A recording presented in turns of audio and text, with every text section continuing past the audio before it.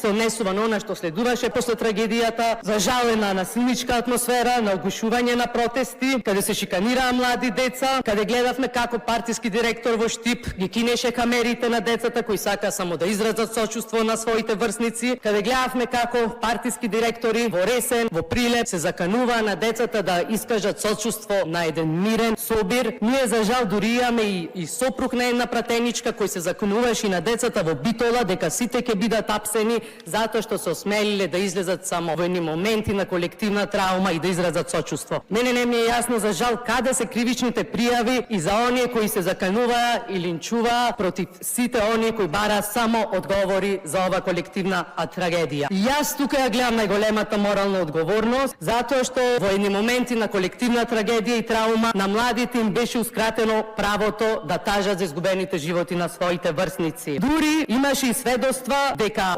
одредени, очигледно усилени од врвот на партијата се заканували и на самите мајки кои ги закопаа своите деца. На последниот протест една мајка јавно кажа дека добиваат закани, дека тие ќе одговараат. Вие дофрлувате дека јас лажам, јас само кажувам сведоштва на мајките и тие мајки на протестот за заканите кои ги добиваат рекоа дека треба да се праша министерот Точковски, директорот на БЈБ. И затоа јас прашувам дали на солзите на една мајка треба да се тренира полициска дисциплина, затоа што за жал цела година кадрите кои биле избрани не тренирале дисциплина во криминалното дувло на смрт.